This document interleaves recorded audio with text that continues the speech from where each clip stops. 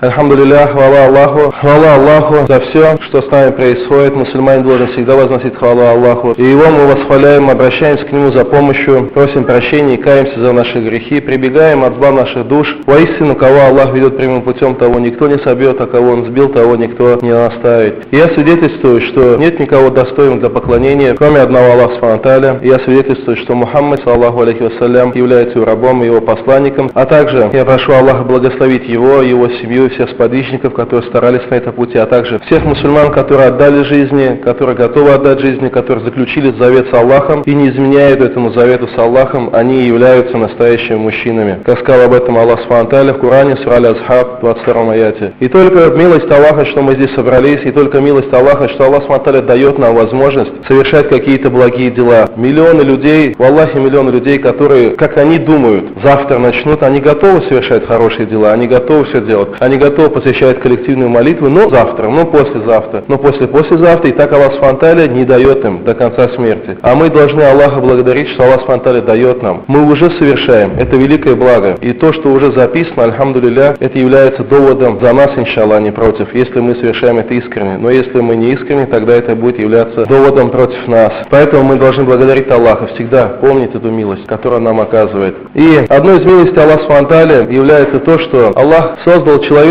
в обществе ему подобных, в обществе, в первую очередь, родственников, наделил его родственными связями, наделил его семьями, где есть братья и сестры, родители, которые поддерживают друг друга. И наша обязанность мусульман поддерживать родственные связи. Об этом сегодня хотел бы напомнить, иншаллах. Почему? Потому что много часто слышишь такие вещи, что особенно вновь укрепившиеся или принявшие ислам, или те люди, которые являются, как сейчас сказано, умеренными мусульманами, этническими, которые укрепились в исламе, они начинают порвать родственные связи, не хотят общаться. Нет, это неправильно, нужно поддерживать родственные связи. И Аллах Субхану ва Тааля сказал: «Я юханнасу таку раббакуму лази халаракум мин насин вахидатин ва халака минха зауджаха ва басан минхума риджалан касиран ва нисаа ваттаку Аллаха лази тасалуна бихи вал архам инна Аллаха кяна алейкум ракиба». О люди, бойтесь вашего Господа, который сотворил вас из одного человека, сотворил из него пару ему и расселил много мужчин и женщин, произошедших от них обеих.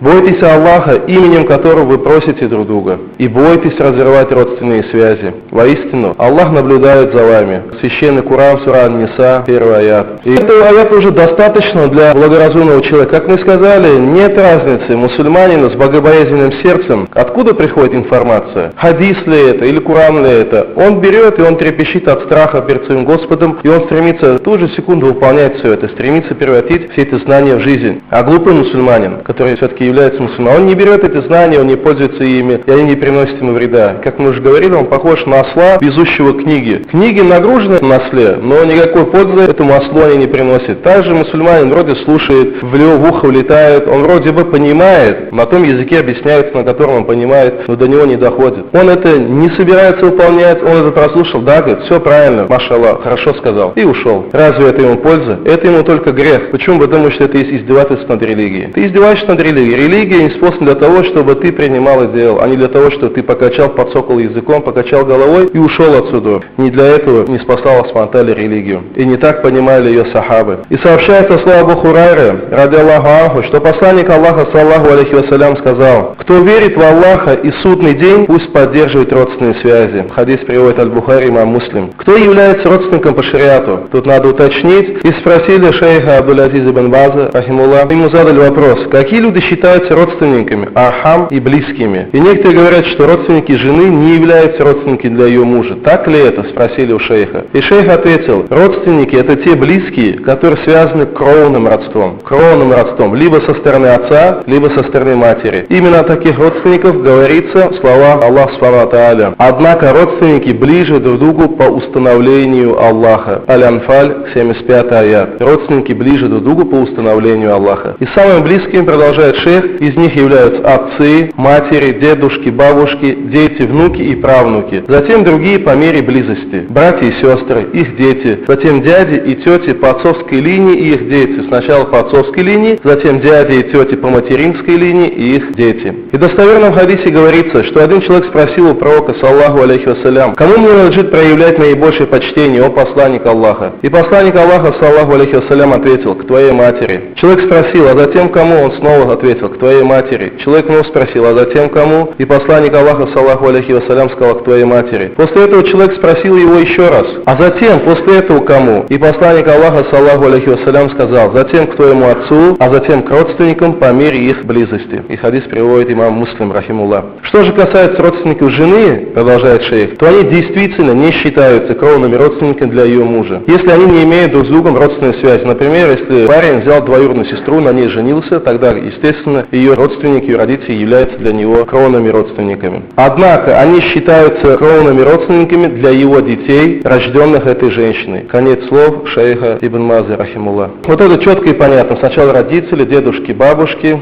дети, внуки, а потом уже братья, их дети, дяди и так далее. Но как поддерживать родственные узы? Для поддержания родственных уз существует много способов. Например, человек может навещать своих родственников, дарить им подарки, интересоваться их положением, звонить, как-то напоминать, как-то узнавать каким-то образом помогать. Также следует, как говорят ученые, приглашать их в гости, оказывать им радушный прием, радоваться их успехам и достижениям, а у нас часто наоборот завидуют, родственники, между родственниками идет зависть и какая-то конкуренция. Вот мой сын такой, а твой не такой, субханаллах, он же твой родственник, почему ты за него не переживаешь, наоборот желаешь, чтобы он утонул, и ты будешь радоваться? Это неправильно, так не должно быть. Если тебя приглашают, ты должен откликнуться на это приглашение, найти возможность и время и откликнуться. И также большое благо для своих родственников окажешь тем, что начнешь призывать их к исламу. Это в первую очередь. Это первоочередная наша обязанность призывать наших родственников к исламу. Бороться с ними же, за них же. Когда ты с ними же, за них же борешься, призываешь их, иншаллах будет польза. Иншаллах будет польза. Они просто так: они все не понимают, они все балбесы, не буду я с ними разговаривать. Нет.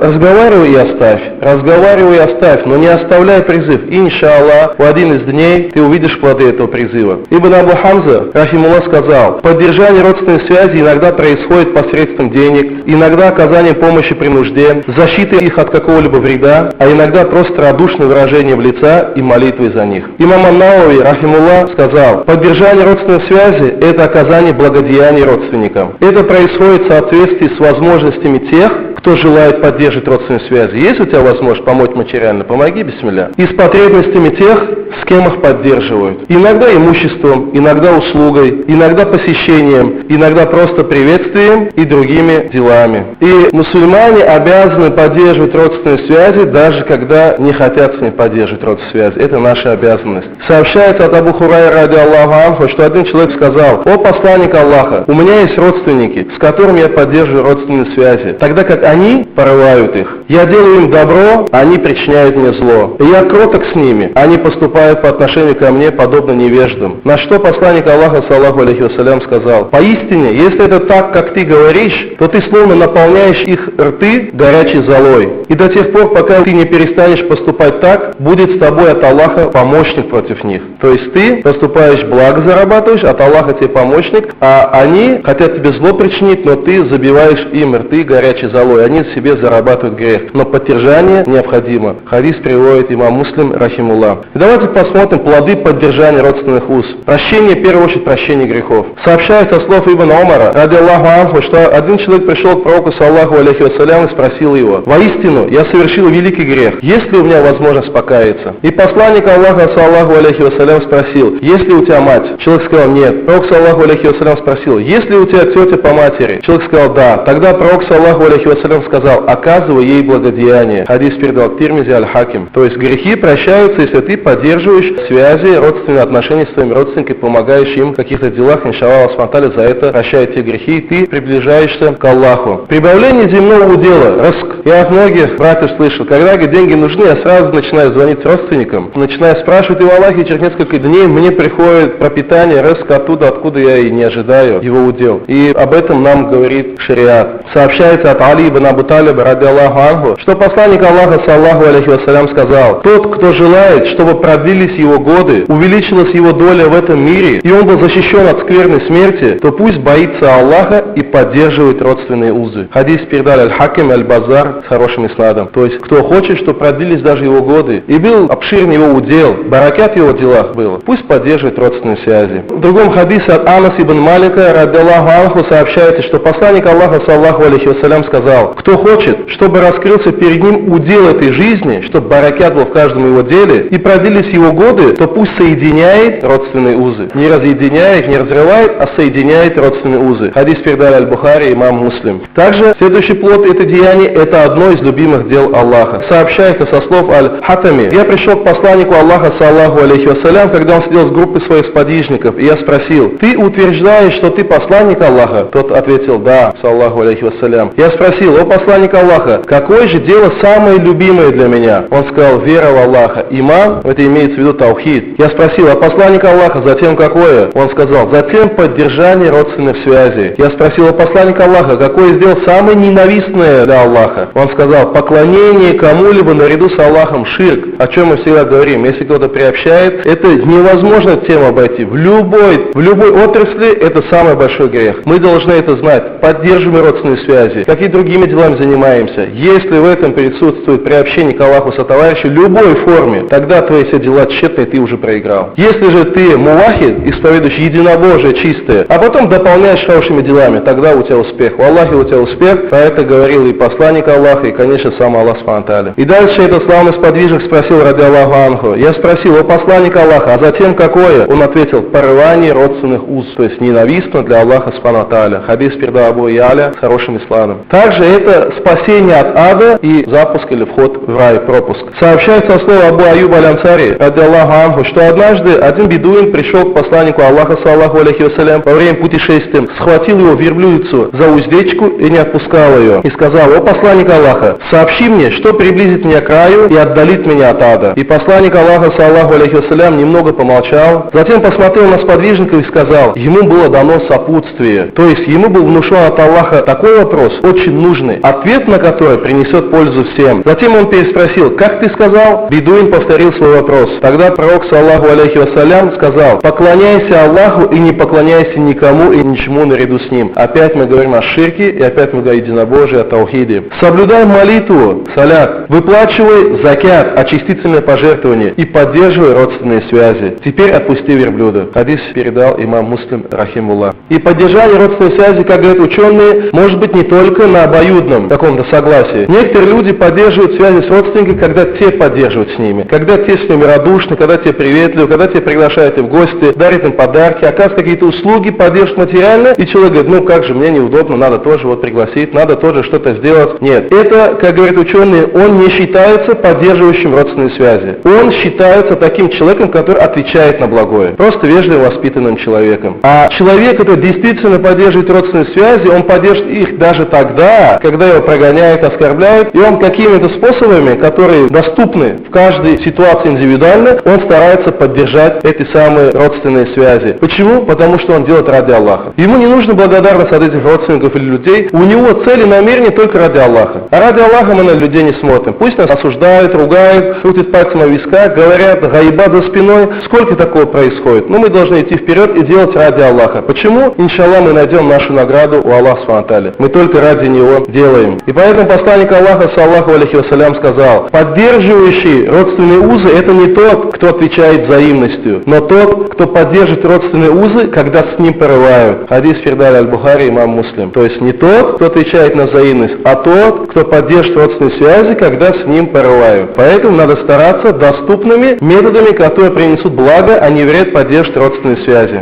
Давайте посмотрим, чем же грозит шариат Аллаха тем, кто разрывает родственные связи. Первое. Он не войдет в рай, говорят ученые. Сообщается, что Джубайр ибн Мут'им сказал: я слышал, как посланник Аллаха, саллаху алейхи вассалям, говорил: порывающий родственные узы не войдет в рай. Хадис передали Аль-Бухари и Муслим. Суфьян сказал: имеется в виду тот, кто порывает родственные связи, кто разрывает отношения с родственниками и не поддерживает их. Передается от Абу Мусы аль-Ашари, ради Аллаху анху, что пророк, саллаху алейхи вассалям, сказал: трое не зайдут в рай: алкоголик, нарушающий узы родства, порывающий родственные связи, и верующий колдунам. Хадис передал имам Ахмад, рахимуллах. Про колдунов мы разбирали, алкоголик известный, и вот еще кто порывает родственные связи. Также у него не принимаются деяния. Сообщается от Абу Хурайра, ради Аллаху анху, что посланник Аллаха, саллаху алейхи вассалям, сказал: воистину, деяния сынов Адама предстают перед Аллахом каждый четверг, в ночь на пятницу, и не принимаются дела тех, кто разрывает родственные связи. Хадис привел имам Ахмад, рахимуллах. Поэтому необходимо нам, крайне необходимо поддерживать родственные связи. Но давайте разберем, в каких случаях возможно это, а в каких все-таки нежелательно, и желательно отставить нам родственники, и в этом будет больше блага, чем вреда. И шейха Салиха Аль-Фаузана спросили, разрешается ли мужу запрещать своей жене поддерживать родственные связи, особенно с отцом и матерью. И шейх ответил, поддержание родственной связи является обязательным по исламу, ваджиб, и не разрешается мужу запрещать жене делать это, потому что разрыв родственных уз является одним из величайших грехов. Жене же, в свою очередь, нельзя слушаться мужа в этом, потому что повиноваться творением, ослушаясь при этом Творца, запрещено. А Аллах нам говорит, мы уже читали этот аят, сура Ниса 1, кто порывает родственные связи, с тем порвет Аллах. И поэтому Аллах приказывает нам, а подчиняться кому-либо, когда идет ослушание Аллаха, это запрещено. Это запрещено, это харам. И пусть она, продолжает шейх, и пусть она поддерживает родственную связь за свой счет, своим собственным имуществом, пишет им, навещает их. За исключением тех случаев, говорит шейх, когда от таких посещений исходит вред в том, что касается прав мужа, касается прав семьи. Например, если родственники жены настраивают ее против него и портят ее, например, отвращают ее от религии, настраивают детей против отца, воспитывают их в дурном, отличном от шариата духе, в этом случае муж имеет право, даже обязан запретить ей. Почему? Потому что вреда от таких посещений больше, чем пользы. Однако, как продолжает шейх, она должна продолжать поддерживать родственные связи без посещения, теми способами, в которых нет вреда. Аллах знает об этом лучше. Фатва шейха Аль-Фаузана. Что делать, спрашивают у шейха Ибн Усаймина, что делать, если в собраниях родственников совершаются грехи? И у него спросили, на собрании нашей семьи произносятся сплетни, курят, играют на деньги, смотрят сериалы. Смотрите, смотрят сериалы, это грех.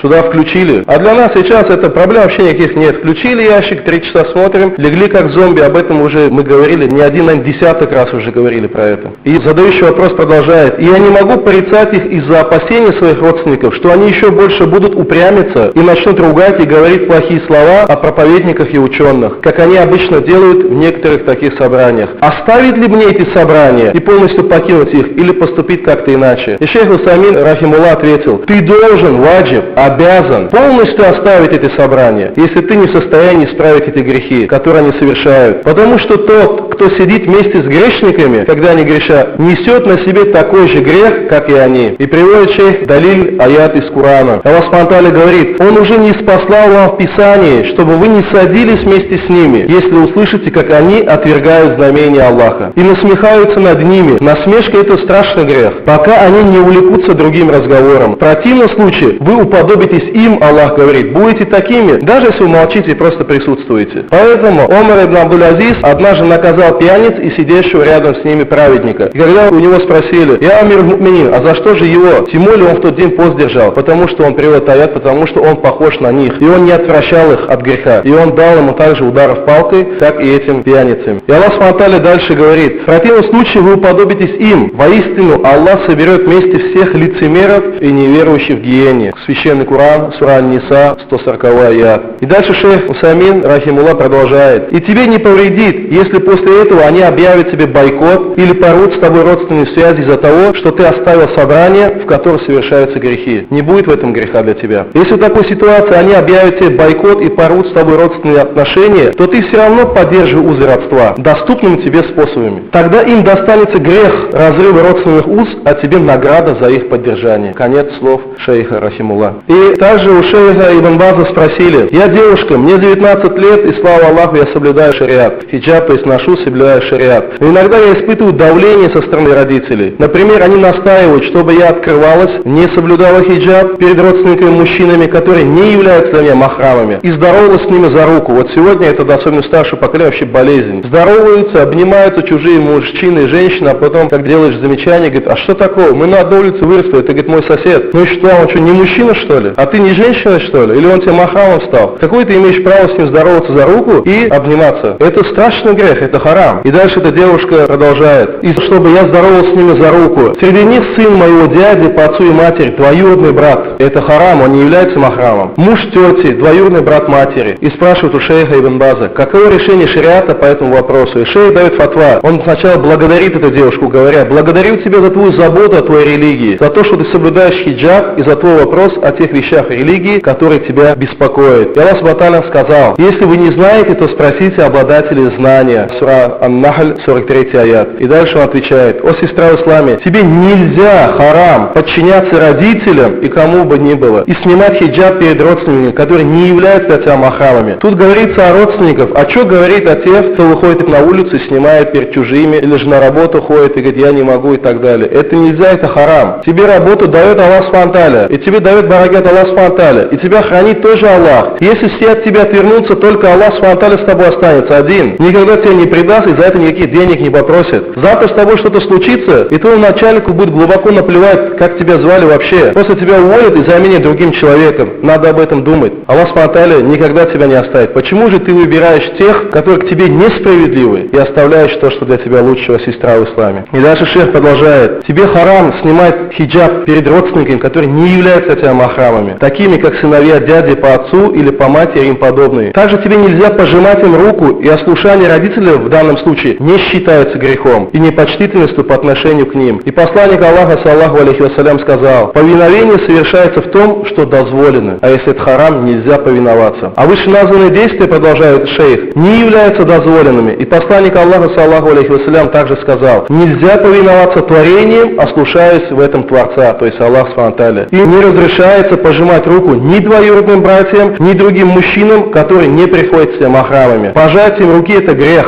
И пророк, саллаху алейхи вассалям, сказал: воистину, я не пожимаю руки женщинам. И Аиша, ради Аллаха анха, говорила: клянусь Аллахом, ни разу рука посланника Аллаха, саллаху алейхи вассалям, не коснулась руки посторонней женщины. А присягу он принимал у них только словами. Женщины первую присягу давали тоже, пророк, саллаху алейхи вассалям, клялись в верности, и он принимал у них только словами. Никогда не было, что пророк или сахабы пожимали или касались руки чужих женщин. А сегодня у нас вообще между родственниками увидишь иногда двоюродные почти целоваться начинают. Сестры, он тебе харам, вообще конкретно, ты за него замуж можешь выйти, а ты с ним целуешься. И ты тоже говоришь: ну и что, это же родственник. Ты делаешь чуть ли не прелюбодеяние на глазах у всех, но это от невежества. Мы должны объяснять такие вещи, а когда слышат, должны принимать. И не отвергать, и не говорить: сегодня это невозможно исполнить, сегодня шариат невозможно поддержать, мы в такой стране живем, вот надо ехать туда и так далее. Земля Аллаха обширна. И Аллах в Коране говорит: Аллаху принадлежат и восток, и север, и запад, и юг. И ты вернешься к Аллаху, и все мы пришли от Аллаха. Так думай прежде всего об Аллахе, вспоминай о нем, скучай по нему, бойся его, надейся и люби его, и тогда у тебя будет успех. А не то, что ты сегодня делаешь извращение, а потом надеешься на какую-то милость от Аллаха Субхану ва Тааля. И дальше шейх продолжает: пожатие руки тем, кто не является махрамом, опасно. Твоя обязанность остерегаться этого и отказать родителям в их требовании, извинившись перед ними в благом тоне, хорошими уважительными словами обязательно. Скажи им, что ты спросил у ученых, и они сказали, что это запрещено. И поэтому мы должны каждый смотреть. В каждом деле есть благо и вред. И мы не должны прерывать родственные связи. Ни в коем случае. Мы должны поддерживать. Какими бы ни являлись наши родственники. И повторю, хадис пророка, саллаху алейхи вассалям, не является поддерживающим родственные связи тот, кто отвечает на них взаимностью, а является тот, кто поддерживает, когда с ним порывают. Если с тобой порывают, не хотят поддерживать, и ты дозволенными методами, хотя просто приветливое лицо, или просто спрашиваешь: как дела, как здоровье, звонишь, это уже поддержание родственной связи. Пусть тебя не пускают на порог, но ты хотя бы спроси, как дела и так далее. Если же тебя пригласили в гости, а там происходит харам, ты обязан их покинуть, иначе ты уподобляешься им. Как сказал Аллах Субхану ва Тааля, ты будешь наказан вместе с ними. Аллах говорит: мы соберем лицемеров и грешников в гиене, в аду. Бойся этого, иначе ты попадешь вместе с ними в ад. А женщинам обязательно надо помнить: Аллах Субхану ва Тааля не спасал вам хиджаб для того, чтобы вы оберегали свою честь и свою красоту, а не для того, чтобы вы открывали кому попало. И является целомудренной и почетной та женщина, девушка в исламе, которая, как бы не было тяжело, держится всего этого. И не является женщина одетой, когда у нее нет хиджаба, пусть и будет на ней платье. Как сказал пророк Мухаммад, саллаху алейхи вассалям, я не видел двух обитателей огня, в его время еще не было. Это женщины, головы которых подобны горбам верблюдов, то есть намотали большую прическу и не одевают платок. И он сказал: они одновременно и одеты, и раздеты, они из обитателей огня. Это про сегодняшний день, когда женщина делает такую прическу, что никакой платок ее скрыть не может, и потом это вообще не одевает, и одевает такое платье, которое вроде бы она одета, но на самом деле по шариату она голая. Необходимо помнить это. Бойтесь Аллаха, о мусульмане, и бойтесь разорвать родственные связи. Иншаллах, будете поддерживать, Аллах Субхану ва Тааля возвестит вам и простит вам ваши грехи и даст баракат в ваших делах. Я прошу Аллаха Субхану ва Тааля, чтобы Он увеличил наш иман, чтобы мы, даже если нам не нравится, чтобы у нас хватало силы, духа и воли ради Аллаха делать то, что нам не нравится. Пусть это будет поддерживать род связи или какое-то другое дело. В Аллахе необходимо чем-то жертвовать для того, чтобы ты что-то обретал. Невозможно, ничем не жертвуя, получать все. все. Я прошу Аллах Субхану, чтобы Он нас наставил на истинный путь и вел нас по пути пророка Мухаммада, саллаху алейхи вассалям, его сахабов, и собрал нас всех под его знаменем на том свете и вел нас в сады Фирдаус.